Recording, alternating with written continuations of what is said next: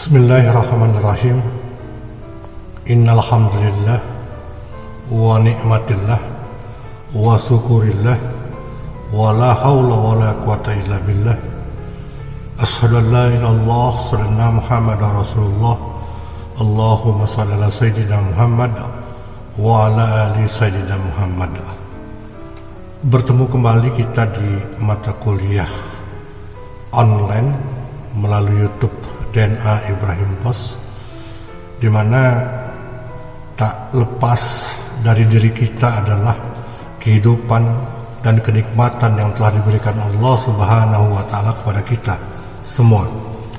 Oleh karenanya, puja dan puji syukur kita panjatkan kehadirat Allah Subhanahu wa Ta'ala, di mana atas limpahan rahmatnya, barokahnya, hidayahnya, kita masih sama-sama diberikan kehidupan, diberikan kesehatan, kenikmatan, baik kenikmatan iman maupun kenikmatan beribadah kepada Allah Subhanahu wa Ta'ala. Pada kali ini saya akan menjelaskan tentang manfaat dari kita belajar akhlak tasawuf ini. Ada beberapa ilmuwan sudah menemukan manfaat-manfaat yang bisa kita dapatkan, yang bisa kita gali dari mempelajari akhlak tasawuf. Oleh karenanya, apa sih manfaatnya kita belajar akhlak tasawuf ini? Apakah ada kedepannya nanti bisa memberikan sumbangsih kehidupan yang lebih baik bagi kita semua? Semuanya bergantung kepada kita, mau atau tidaknya kita untuk mendekatkan diri kita, menyatukan diri kita, dan Allah kita jadikan sahabat, sebagai teman, sebagai sahabat, agar kiranya Allah selalu bersama kita. Oleh karenanya, dalam satu penelitian Jepriwan Susianto, dia mengatakan bahwasannya secara historis akhlak tasawuf adalah pemandu perjalanan hidup umat manusia agar selamat di dunia maupun di akhirat. Itu dikarenakan akhlak tasawuf merupakan salah satu hasanah intelektual muslim yang kehadirannya hingga saat ini semakin dirasakan oleh kita. Kita tidak pernah merasakan bahwa akhlak tasawuf itu sudah masuk ke dalam diri kita, tapi secara tidak langsung ataupun secara langsung ternyata kita sudah bertasawuf, karena akhlak merupakan intelektual dalam diri kita untuk menjadikan diri kita ini manusia yang selalu dekat dengan Allah Subhanahu wa Ta'ala. Oleh karenanya kita tidak begitu merasakan, tidak berlebihan. Makanya jika misi utama kerasulan Muhammad sallallahu alaihi wasallam itu adalah laqad kana lakum fi rasulillahi uswatun hasanah, adalah menyempurnakan akhlak manusia agar manusia yang belum mulia akhlaknya itu dimuliakan dengan hadirnya Rasulullah sallallahu alaihi wasallam. Bahwasannya sejarah juga mencatat faktor pendukung keberhasilan dakwah beliau Rasulullah SAW itu antara lain karena dukungan dari akhlaknya yang prima, akhlaknya yang benar-benar Qur'ani, akhlaknya yang benar-benar datang dari Allah, akhlaknya yang lebih mengutamakan kehidupan akhirat daripada kehidupan dunia. Bukan beliau tidak merasakan kehidupan dunia, tapi dia lebih mementingkan kehidupan akhiratnya daripada kehidupan dunia. Walaupun Rasul kita Sallallahu Alaihi Wasallam adalah manusia pilihan, adalah manusia basarun lakal basar, manusia yang bukan manusia, adalah manusia yang pertama kali dijamin ahli surga oleh Allah Subhanahu Wa Taala. Dan surganya pun sudah ada, yang saya katakan pada waktu itu bahwa surga beliau bernama Al-Kautsar. Jadi melihat pentingnya dari akhlak tasawuf ini, maka kehidupan kita tak mengherankan ya, bila perilaku kehidupan kita itu menjadi baik, bila perlakuan kehidupan kita itu menjadi sangat benar, Dan alhamdulillah di Institut Agama Islam Negeri, di STAIN, dan di UIN seluruh Indonesia, IAIN seluruh Indonesia, STAIN dan seluruh Indonesia, itu semuanya harus mempelajari akhlak tasawuf dulu agar mereka tahu bahwasannya akhlaknya harus diperbaiki, akhlaknya harus dibenahi, akhlaknya harus dijadikan sebagai patokan ibadahnya kepada Allah Subhanahu wa Ta'ala. Jadi untuk mengungkap segala permasalahan yang terkait dengan akhlak tasawuf, si penulis ini Jeffrey Susianto ini, beliau lebih mengedepankan kehidupan akhlaknya dahulu, karena kehidupan akhlak ini tercermin dalam kehidupan Rasulullah Sallallahu Alaihi Wasallam. Oleh karena kita sekarang ini akan mempelajari tentang ruang lingkup akhlak tasawuf, ya.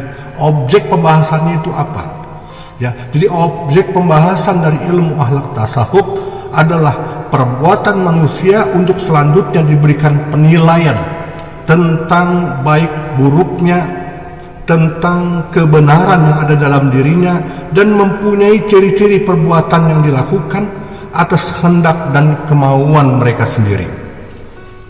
Oleh karenanya kita secara kontinu harus menjadikan akhlak tasawuf sebagai tradisi kehidupan kita, sebagai adat istiadat kehidupan kita.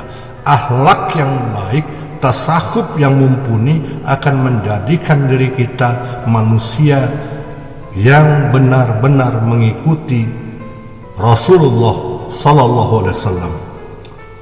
Menurut Dr. Abdullah dalam bukunya Dustur Al-Akhlaq fi Al-Islam, membagi ruang lingkup akhlak itu ke dalam 5 aspek kehidupan. Yang pertama itu akhlak perorangan. Jadi ada akhlak perorangan, bagaimana kita sebagai manusia individu mengetahui akhlak kita, bagaimana cara kita memperbaiki akhlak yang tadinya buruk menjadi baik, yang sudah baik menjadi lebih baik, dan yang sudah lebih baik menjadi yang terbaik di hadapan Allah Subhanahu wa Ta'ala. Itu yang pertama, yaitu akhlak individu atau akhlak perorangan. Terus yang kedua ini disebut akhlak keluarga. Akhlak keluarga ini bagaimana kita sebagai manusia yang berakhlak bisa mengikutkan keluarga besar kita itu agar berakhlak tasawuf. Karena dengan kita berakhlak tasawuf bagi keluarga kita, maka kita akan menjadi tolak ukur bagi keluarga kita bahwasanya kita mampu setelah kuliah di Institut Agama Islam Negeri Bengkulu, kita berakhlak dan bisa mengajarkan akhlak kita kepada keluarga kita. Akhlak dalam keadaan darurat itu yang ketiga. Jadi akhlak itu bisa dalam keadaan darurat kita melakukan akhlak itu tersebut. Misalnya kita dalam perjalanan kita membantu orang, itu dalam keadaan darurat. Misalnya ada pencopet yang kita kejar pencopetnya, itu dalam keadaan darurat. Itu akhlak yang baik, kita bisa menolong orang. Jadi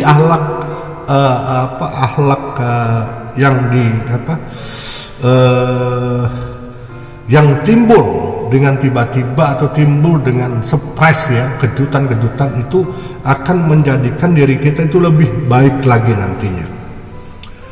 Terus yang keempat itu akhlak bermasyarakat. Jadi akhlak bermasyarakat itu meliputi beberapa hal-hal yang dilarang, hal-hal yang diperintah. Jadi ada hal-hal yang dilarang, itu mutlak, harga mati. Kalau Allah sudah melarang kita sebagai umat manusia, umat muslim, maka itu harga mati. Nah, kecuali akhlak perintah, ya, atau al-wamir. Jadi akhlak perintah ini tidak mutlak hukumnya. Misalnya zakat kalau kita mampu, kalau haji bila kita mampu, sholat sunat itu bila kita mampu, tidak dibebankan. Tapi kalau namanya larangan atau yang tidak diperbolehkan oleh Allah Subhanahu wa taala itu mutlak, harga mati. Terus lagi hal-hal yang diperintahkan sudah kaidah-kaidah adab dalam dakwah. Ya, dalam adab. Ya, kaidah-kaidah adab dari manusia itu. Bagaimana kaidahnya? Baik perorangan, keluarga, bermasyarakat, lingkungan kita, itu kita harus mengikuti kaidah dari akhlak tasawuf yang telah diperintahkan oleh Allah dan contohnya oleh Rasulullah SAW. Terus lagi ada akhlak bernegara. Bagaimana akhlak kita bernegara?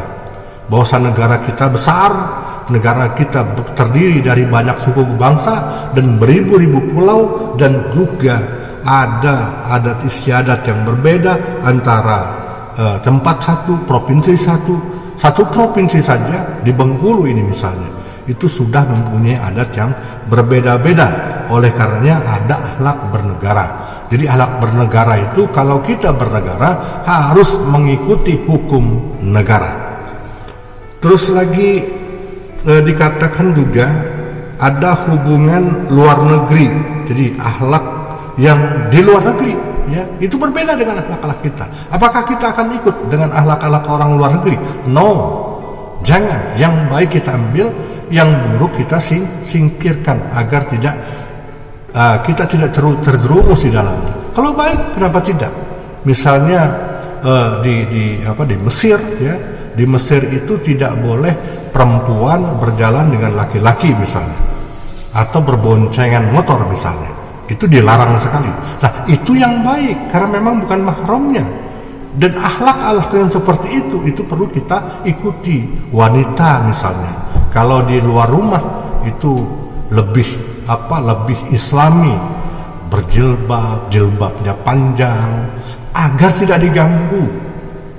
Banyak orang yang naik haji, ibu-ibu itu semaunya saja, padahal saya sudah bilang dalam manasik, hati-hati. Kita memang di Mekah, kita memang di Madinah, tapi ini Arab Saudi, ya, tempat yang kurang baik, kurang menjanjikan untuk para wanita yang terlihat tidak senonoh dalam berpakaian. Oleh karena saya bilang pakai jilbab kalau keluar ini, jangan pakai blus, jangan pakai pakaian rumah itu ya, dress, ya, jangan pakai pakaian itu. Jadi lebih berpakaian yang santun, jangan sampai lihat orang Arab, karena memang orang Arab ini libidonya, nafsunya lebih besar daripada orang-orang Indonesia. Nah, itu akhlak kita di luar negeri. Terus lagi akhlak beragama. Jadi akhlak beragama ini bagaimana kita bisa memberikan diri kita yang dalam kehidupan kita itu kita tidak tahu agama terlalu banyak seperti orang lain. Ingat kawan, ada balighu ani walau ayat. Jangan kita menyerah untuk melaksanakan dakwah yang telah diperintahkan oleh Rasulullah SAW. Dalam Al-Quran firman Allah juga ada, ud'u ila sabili rabbika bil hikmah wal mau'izatil hasanah wajadilhum billati hiya ahsan. Jadi ada adab-adab seperti itu yang diperintahkan oleh Allah Subhanahu wa taala. Oleh karenanya akhlak dalam beragama ini bagaimana kita bisa melihat misalnya dalam beragama ini ibadah makhluk, ibadah yang besar. Kita sholat, ikutilah sholat sesuai dengan yang diperintahkan oleh Rasulullah SAW. Kita puasa, ikuti perintah dari Rasulullah SAW. Kita zakat begitu, kita naik haji begitu, kita bersahadat begitu. Tidak ada syahadat lain selain asyhadu an la ilaha illallah sadanna Muhammadar Rasulullah. Dulu namanya baiat. Baiat karena Rasulullah masih ada, maka mereka berbaiat kepada Rasulullah sallallahu alaihi wasallam. Terus ada juga akhlak ini meliputi kewajiban. Ya, akhlak beragama ini meliputi kewajiban kita terhadap Allah Subhanahu wa taala dan meliputi larangan Allah Subhanahu wa taala juga.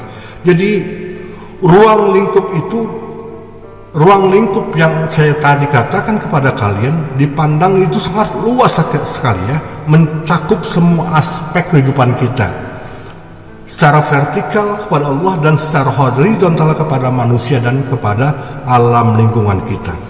Jika ruang lingkup akhlak tersebut dipersempit tetapi memiliki cakupan yang menyeluruh, maka akhlak tersebut dapat dibagi menjadi satu, akhlak atau tata krama kita kepada Allah Subhanahu wa taala.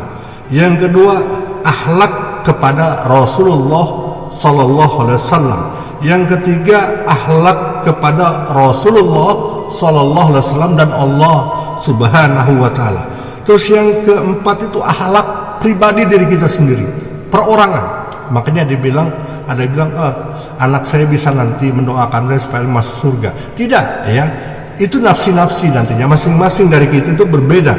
Bisa jadi memang seorang anak itu bisa berdoa kepada Allah agar orang tuanya yang masuk neraka dimasukkan ke dalam surga, tapi tetap dia harus dapat pelajaran dulu untuk di neraka. Itu akhlak perorangan tadi ya. Terus yang kedua, yang kelima ini akhlak dalam keluarga. Nah, ini akhlak dalam keluarga ini ada akhlak-akhlaknya. Akhlak-akhlak dalam keluarga ini semuanya kalau masalah akhlak itu ada hubungannya dengan agama. Kecuali moral, misalnya etika, berbeda Pak? Beda. Nanti saya jelaskan perbedaannya apa. Jadi intinya kita ada akhlak kepada Allah, ada akhlak kepada Rasulullah sallallahu alaihi wasallam, ada akhlak kepada Rasulullah, ada akhlak kepada Rasul, ada akhlak kepada Allah Subhanahu wa taala. Yang ketiga, yang keempat itu akhlak kita secara pribadi. Yang kelima itu akhlak kita secara dalam keluarga, dan akhlak kita dalam bermasyarakat, kehidupan sosial. Jadi kayak mana Pak akhlak dalam kehidupan sosial itu? Ada ya, misalnya kalian melihat ada batu di jalan misalnya, itu kalau batu itu diinjak mobil, kira-kira mobil apa batu itu akan loncat gak nanti dan akan melukai orang atau tidak. Nah, itulah kepedulian sosial. Makanya kalau ada batu di jalan, kalian naik motor, mohon berhenti sejenak, singkirkan yang mengganggu tadi, agar kiranya orang tidak terkena oleh batu yang tidak kita singkirkan. Apabila kita melihat tapi tidak menyingkirkan batu itu, maka kita dianggap telah berdosa kepada masyarakat nantinya. Oleh karena singkirkan, makanya disebut akhlak bermasyarakat. Jadi kepedulian sosial. Terus yang terakhir ini akhlak bernegara. Yang saya katakan tadi, di setiap daerah, di setiap provinsi itu sudah berbeda adat istiadatnya. Apalagi di luar negeri. Misalnya, contoh misal di Arab Saudi. Di Arab Saudi itu laki-lakinya genit-genit, ya, nggak orang Arabnya asli, nggak orang Yaman, itu lebih aneh, ya. Terus akhlak di luar negeri juga berbeda, tata cara masalah kewajiban mereka kepada Allah, tata cara tentang bagaimana mereka sholat, berzakat, itu berbeda. Karena berbeda imam-imam mazhab yang dipakai. Kita di Indonesia lebih ke arah Imam Syafi'i. Di Arab Saudi, di Yaman, di belahan timur Arab lainnya, ya, misalnya Palestina, itu lebih memakai mazhab Imam Hambali. Dan misal di Maroko, di Aljazair itu lebih kepada mazhab Imam Hanafi. Terus seperti di Yaman, terus di Afrika lebih banyak memakai mazhab dari Imam Maliki. Jadi ruang lingkup tasawuf adalah nama lain dari mitisisme dalam Islam. Di kalangan Oriental, Barat dikenal dengan sebutan Sufism atau Sufisme. Ya, kata Sufis merupakan istilah dari khusus mitisisme Islam, sehingga kata Sufisme tidak ada pada mitisisme agama-agama lain. Jadi tasawuf ini hanya ada di Islam, tidak ada di agama-agama lain. Oleh karenanya tasawuf bertujuan untuk memperoleh sesuatu yang hubungan khusus langsung dari Allah kepada kita, kepada Allah, dan kita kepada manusia, dan kita kepada alam lingkungan kita. Jadi hubungan yang maksud ialah yang mempunyai makna penuh kesadaran. Kesadaran tersebut akan menuju kepada kontak komunikasi dan dialog antara ruh manusia dengan Tuhannya.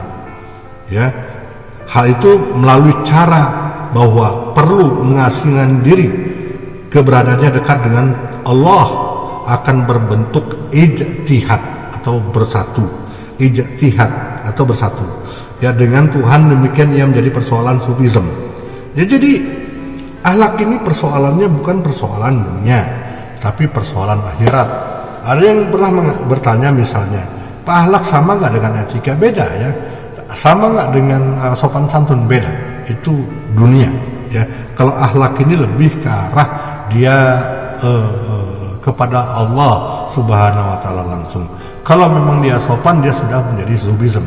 Ya, kita tanpa disadari sudah menjadi seorang sufi apabila kita berakhlak yang baik. Jadi pemikiran yang di atas tadi dapat dipahami bahwasannya sufisme atau mitisisme itu adalah suatu ilmu yang mempelajari satu cara bagaimana seseorang dapat mudah berada di kehadirat Allah, dekat dengan Allah, lebih ke arah akhirat, bukan dunia. Maka gerakan kejiwaan penuh itu dirasakan guna memikirkan betul hakikat kita, kontak hubungan baik kita dengan Allah Subhanahu Wa Taala. Jadi semuanya itu bisa dilakukan apabila kita bisa berhubungan baik dengan Allah. Itu kita sudah berakhlak tasawuf. Sekarang tujuan mempelajari akhlak dan tasawuf. Tujuan mempelajari akhlak adalah menggapai suatu kebahagiaan umat manusia baik di dunia dan di akhirat. Ya, dikarenakan itu kita sebagai manusia untuk saling hidup, saling membantu dalam bidang apa saja, misalnya pekerjaan, kebutuhan dan lain-lain. Tenaga kita dipakai, oh yes, oke. Materi kita diminta, yes, oke. Terus lagi pemikiran kita juga diminta, boleh, yes. Itu disebut akhlak, tapi lebih ke arah akhirat, bukan dunia. Oke, mungkin kalau dunia 70-30 lah. 70 itu akhlak, 30 itu dunia, ya. Jadi tujuan mempelajari akhlak diantaranya adalah menghindari pemisahan antara akhlak dan ibadah, atau bila kita memakai istilah menghindari pemisahan agama dengan dunia sekularisme. Kita sering mendengar celotehan agama adalah urusan akhirat. Tidak, agama itu bukan urusan akhirat saja. Dia juga berbicara tentang dunia. Dia juga berbicara tentang perdagangan, berbicara juga tentang teknologi, berbicara juga dengan kehidupan ke depan nanti, berbicara juga tentang jodoh, rezeki, maut, segala macam. Jadi intinya agama itu tidak melulu berceloteh tentang kehidupan dunia, kehidupan akhirat, tapi juga agama berceloteh dalam firman-firman Allah itu banyak urusan dunia juga yang memang belum sampai ke sana kita mempelajarinya. Jadi tujuan dari akhlak tasawuf, tujuan dari akhlak tadi itu. Sekarang tujuan dari tasawuf, ya. Tasawuf itu ma'rifatullah, mengenal Allah secara mutlak dan lebih jelas. Tasawuf memiliki tujuan yang baik, yaitu kebersihan diri, bertakarub kepada Allah Subhanahu Wa Taala. Terus lagi tidak boleh melanggar yang telah tertera di dalam Al-Quran dan As-Sunnah Rasulullah SAW. Jadi kesimpulan dari semua ini, kita belajar akhlak tasawuf ini agar kiranya kita didekatkan, ya, dengan Allah. Itu sudah berakhlak tasawuf. Kita melakukan kebaikan untuk kepentingan keluarga, perorangan, diri kita, sosial kemasyarakatan, negara, kelompok, itu sudah kita sudah berakhlak tasawuf. Jadi tasawuf itu kita ma'rifatullah tadi, mendekatkan diri kita kepada Allah sedekat-dekatnya dan jelas. Itu. Jadi kalau orang sudah dekat sama Allah itu berbeda Pak perlakuannya. Allah dengan ya Allah lebih membuka hijab orang yang berdoa apabila dia telah dekat kepada Allah. Ada satu hadis qudsi ya, Bapak takut salah sepotong-sepotong, tapi Bapak Indonesia saja begini. Hadis qudsi mengatakan ini, barang siapa yang bertakarub kepadaku, kata Allah, dan dia benar-benar ingin dekat denganku, maka akan kupanggil malaikat Mikail dan malaikat Jibril untuk datang kepadaku. Dan Jibril diperintahkan untuk memberitahu penduduk langit bahwasanya Allah sudah mencintai si Fulan, Allah sudah mencintai Ahmad, Allah sudah mencintai Reka misalnya. Nah, beritahukan kepada penduduk langit bahwasanya aku telah mencintai dia, maka kau penduduk langit harus mencintai dia. Apabila dia berbuat salah sebesar langit dan bumi pun, orang yang dekat denganku, orang yang mencintai aku, maka akan ku ampuni dosanya, walaupun dosanya seluas langit samudra, langit, bumi, samudra yang luas, aku akan ampuni. Dan barang siapa yang mengganggu dia, maka dia telah mengganggu diriku, kata Allah, dan akan kuperangi dia. Itu orang-orang yang bertakarub kepada Allah. Dan ya Allah dalam hadis qudsi, hadis qudsi ini hanya di bawah Al-Quran ya, di atasnya di bawahnya itu hadis mutawatir, di bawahnya hadis sahih ya. Tapi Bapak tidak mau menjelaskan masalah hadis ya. Al-Quran, hadis qudsi, hadis mutawatir, hadis sahih. Nah ini yang hadis kalian harus pahami, bahwasannya kalau sudah dibilang qudsi itu datangnya dari Allah, tapi redaksi yang keluar itu dari Rasulullah SAW. Jadi jelas sekarang ya, kita belajar tasawuf untuk apa, akhlak tasawuf. Jadi jangan tanyakan masalah-masalah thoriqoh, karena Bapak tiga akan menjawab masalah thoriqoh. Terlalu banyak nanti yang akan kita bahas, padahal kita hanya 2 SKS. Nah, Bapak juga sudah berjanji ingin menjawab pertanyaan-pertanyaan dari kalian, masalah-masalah seputar kehidupan ya, kehidupan di tasawuf ini. Sebentar Bapak buka YouTube-nya dulu. Oh ya.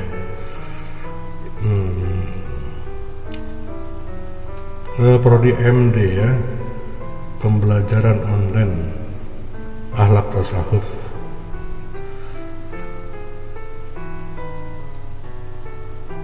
Ya, ini episode satunya ya. Ini ada 41 orang yang menjawab. Bapak akan bacakan ya siapa-siapa yang menjawab, tapi juga akan Bapak bacakan siapa-siapa yang tidak bertanya, yang hanya hadir saja. Harapan Bapak minta tolong ya, minta tolong pada kalian, bertanyalah, jawablah pertanyaan kawan-kawannya, karena ada nilai lebih nantinya bila kalian bertanya.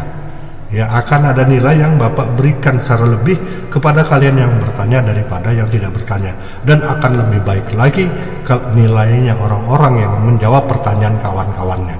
Misalnya pertanyaan si itu saya akan jawab Pak, misalnya begitu keluar di YouTube, kalian langsung aja buka ya, jawab pertanyaan dari dia langsung ya. Begitu kalian baca langsung jawab. Oke, assalamualaikum, hadir Pak, nama saya Widya Puspitasari, tapi saya tidak bertanya ini ya. Terus lagi hadir Gita Noviasari. Terus lagi assalamualaikum, hadir Pak Marela Yunisti, ya tidak bertanya. Terus assalamualaikum, hadir Oktara Agiat Pribadi, tidak bertanya. Terus lagi ada ini mana nih? Oh ini yang ini ya. Ini bukan akhlak tasawuf ini. Bentar ya. Oh ini retorika, maaf ya. Maaf Bapak salah melihat tadi ya. Ini dia nih ya, alat tasawuf. Oke. Maaf Bapak tadi salah bacanya retorika dari fakultas lain ya. Oke, ini assalamualaikum, nama saya Muhammad Alfis. Ya. Hari demi hari beliau semakin meningkat.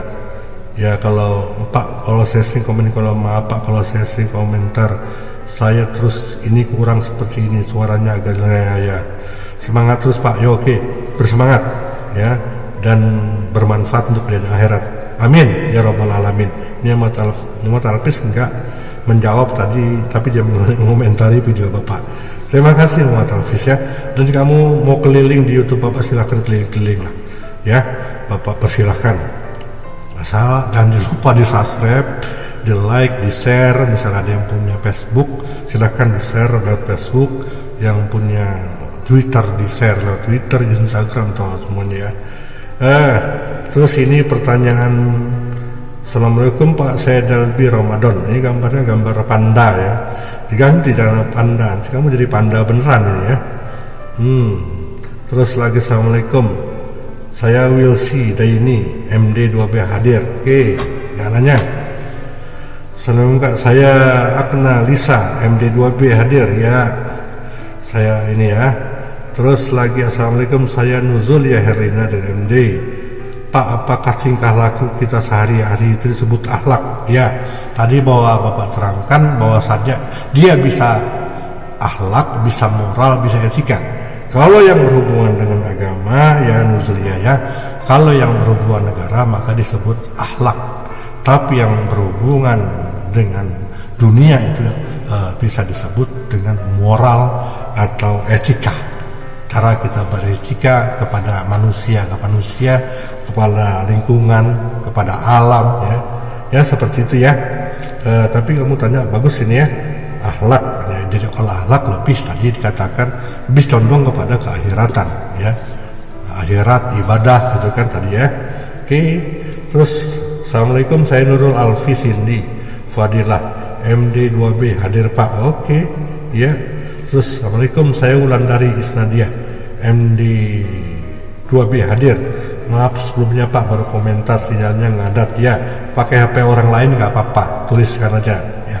Yang sinyalnya nggak ngadat kamu cari ya, harus berjuang ya. Bapak-bapak dosen ini berjuang ini ya untuk memberikan kuliah online yang jujur berat banget, tapi karena ini tugas ya, harus dijalankan.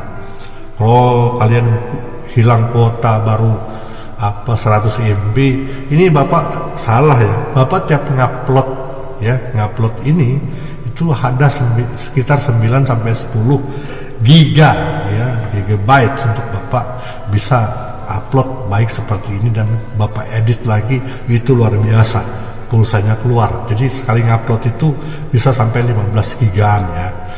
Dan Bapak tidak potong-potong ya, 15 giga bisa itu ya. Tapi nggak apa-apa ya, karena ini tugas negara yang harus kita ya ikuti ya, kita nggak bisa ya, nggak bisa. Terus lagi ini dari Benita BKI. Oh ini selfie Puspita hadir ya. Oke. Ini dari Benita ini bilang, ini Benita pakai hadir ya kalau memang ini ya, hadir Pak gitu ya. Semoga apa yang Bapak sampaikan bermanfaat bagi kami semua. Amin. Amin ya rabbal alamin. Assalamualaikum Pak, saya Saprina MD 2B hadir. Yes. Terus assalamualaikum, saya Apriana Renaldi MD 2 izin bertanya Pak. Ya langsung, tidak perlu minta izin. Ada beberapa umat manusia khususnya muslim yang berpendidikan tinggi tapi tidak mempunyai ilmu, tapi akhlaknya mempunyai banyak ilmu tapi akhlaknya kurang, boleh dikatakan hampir tidak ada. Jadi pertanyaan saya Pak, bagaimana cara menyeimbangkan antara ilmu dan akhlak? Jadi begini, akhlak itu berbeda dengan ilmu ya. Ya banyak ya, dan kamu orang pendidikan tinggi ya jangan dong pendidikan tinggi, doktor misalnya, dia akhlaknya harus bagus. Enggak, akhlak itu berbeda ya. Yang Bapak katakan akhlak dengan dunia itu berbeda ya. akhlak itu untuk lebih ke akhirat. Mungkin moralitas ya, etikanya gitu ya. Tapi yakinlah ya, masih banyak orang yang berilmu, yang bermoral baik, beretika baik, dan berakhlak dekat dengan Allah Subhanahu wa taala. Yakinlah ya, banyak orang-orang yang seperti itu ya. Tapi juga jangan dijudgment ya, bahwasannya orang berilmu tinggi itu harus akhlaknya baik, orang yang berilmu tinggi itu harus pintar, orang yang berilmu tinggi itu harus bisa semua. Enggak ya, jangan kita judgment. Ada misalnya kita ditangkap polisi, jangan semua polisi jadi kesalahan, mungkin hanya oknum ya. Terus bapak ilmunya tinggi, bapak pernah berbuat yang akhlaknya tidak baik, pernah ya. Ini perjalanan hidup ya, si Afrian Renaldi ya, ini perjalanan hidup. Kita bisa benar itu kita melakukan kesalahan dulu, tidak langsung ya kita pokoknya kalau sudah ini akhlak saya pasti baik. Enggak, belum tentu itu ya. Yang tamatan SMA yang baik banyak, yang tamatan SMP yang baik banyak, yang tamatan SD yang baik banyak. Yang mau berilmu tinggi, berilmu rendah, itu berbeda, tidak bisa dikatakan. Dan jangan judgment orang-orang yang ilmunya tinggi itu harus berakhlak baik. No, jangan disamakan dengan itu ya. Ar-Rahman, Allah itu Rahman, mengasihi semua. Enggak pandang agamanya apa, enggak ada agama pun dikasih sama Allah. Tapi Ar-Rahim, sayang. Belum tentu semua orang disayang. Mungkin saya tidak disayang sama Allah, mungkin kamu, mungkin juga orang-orang lain. Tapi kita tidak bisa suzon orang ini salah apa, sayang apa enggak sama Allah nih. Tapi orangnya baik, kayaknya orangnya rajin sedekah. Belum tentu orang yang rajin sedekah itu karena Allah. Bisa jadi dia ingin di ria ya, biar dipuji orang. Banyak ya orang yang sholat di masjid sama orang yang sholat di rumah, katanya 27 kali lebih baik sholat di masjid. Iya betul, nggak salah 27 kali. Tapi niatnya gitu ya, niatnya untuk apa dia sholat? Niatnya untuk Allah, apa niatnya untuk yang lainnya agar bertemu dengan metenya misalnya, bisa aja. Makanya belum tentu 27. Nah yang sholat di rumah, dia sholat dengan anak-anaknya sama istrinya. Karena nggak bisa sholat di masjid, anaknya banyak masih kecil-kecil misalnya, 3 orang masih kecil, akhirnya dia sholat di rumah. Apakah dapat 1? Kita nggak bisa nilai gitu. Dan kita tidak bisa mempanismen orang bahwa orang itu baik buruk. Yang mempanismen hukuman orang baik buruk itu Allah. Yang buka aib itu nggak boleh ada buka-buka aib gitu ya. Ada dosen misalnya yang ini membuka aib dosen ini, itu namanya ghibah. Allah aja tidak membuka aib hamba-hambanya, kok kita buka aib orang lain misalnya. Buka aib itu sama saja dengan memakan bangkai ya. Afrian Renaldi itu memakan bangkai saudaranya sendiri. Apa ya begitu Islam gitu? Apalagi fitnah itu lebih kejam dari pembunuhan. Kenapa lebih kejam lagi? Orangnya belum mati, tapi orangnya dianggap sudah mati. Karakternya dibunuh, kehidupannya dibunuh, pekerjaannya dibunuh. Makanya fitnah itu lebih kejam dari pembunuhan. Ya lebih baik mati saja gitu daripada difitnah-fitnah seperti itu gitu. Terus ada yang terakhir itu namimah, diadu domba dia. Ya, padahal domba aja sekarang males diadu. Ini yang diadu orang gitu, diadu satu dengan orang lainnya. Ya, jadi untuk pertanyaan kamu, akhlak itu tidak ada hubungannya dengan ilmu yang tinggi. Orang SMP bisa baik bisa buruk, SMA bisa baik bisa buruk, S1 bisa baik bisa buruk, S2 bisa baik bisa buruk, S3 bisa baik bisa buruk. Itulah perjalanan kehidupan. Ya. Untuk mencapai tingkat yang lebih tinggi, maka Allah akan mengujimu. Allah akan terus menguji. Yang SMP dikasih setan SMP, yang SMA dikasih setan SMA, yang kuliah S1 kalian dikasih setan S1, yang S2 dikasih setan S2, yang profesor dikasih setan profesor. Jadi adu kekuatan ini sekarang manusia dengan setan. Ya, jadi belum tentu orang yang ilmunya tinggi, itu akhlaknya pun baik. Tapi kita nggak bisa judgment dia, tidak bisa menilai. Ya, dia baik buruknya itu biarkan Allah yang nilai ya. Karena Allah itu maha penilai, maha tahu dengan penilaiannya, punya CCTV-nya ya. Ada malaikat munkar, ada malaikat raqib atid sama kita. Itu CCTV-nya gitu. Terus nanti di akhirat dibacakan orang yang baik si fulan berapa orang yang baik si ini berapa orang. Jadi ada nanti, ada penuntutan balas, ada keadilan yang sangat adil nanti di akhirat. Bisa kita lindungi diri kita, bisa lagi dilindungi gitu. Paling kita berharap syafaat Nabi Muhammad. Itu setelah kita digoreng dulu di api neraka gitu. Baru syafaat turun, enggak ucluk-ucluk gitu ya. Misalnya kamu masuk neraka, terus di syafaat sama Rasul belum. Udah kamu gosong-gosong baru di syafaat. Udah bapak ini gosong-gosong baru di syafaat. Jadi intinya ingat, ilmu itu berbeda dengan akhlak. Ya. Jadi ilmunya tinggi setinggi apapun, setinggi langit pun belum tentu akhlaknya baik. Lulusan SD aja enggak gitu. SD enggak lulus, akhlaknya bisa lebih baik daripada orang-orang yang berilmu tinggi tadi gitu ya. Oke ya, Afrian Rinaldi jelas ya, enggak ada hubungan apa-apa. Jadi bagaimana cara menyimbangkan antara ilmu dan akhlak? Itu tadi menyimbangkannya itu, jangan kamu panis ya orang yang berlaku salah. Karena sesalah-salahnya orang, itulah derajat dia akan diberikan oleh Allah Subhanahu wa taala. Kamu diuji Allah dengan segala keburukan sifat kamu. Terus Bapak panis kamu, wah, si Aprian itu pasti jelek orangnya. Itu mempanis namanya. Itu yang tidak boleh dalam kehidupan kita. Jangan mempanismen. Jangan menghukum orang. Dia buruk sekarang belum tentu besok. Orang yang baik sekarang belum tentu dia baik besok. Semuanya itu sudah ada rencana Allah Subhanahu wa ta'ala. Jadi ada rencana Allah untuk manusia ini, untuk Bapak, untuk kamu Afrian ya, untuk Alvis, untuk Bella, segala macam. Itu udah ada rencana dari Allah agar kira-kira kita bisa menjadi baik atau enggak. Kalau kita semakin baik, semakin tinggi pohon itu, semakin kencang angin yang akan dihembuskan gitu. Ya, orang berbuat salah manusiawi, kuntum khairun ummatin ukhrijat linnas. Manusia itu diciptakan oleh Allah secara sempurna. Mengapa dibilang sempurna?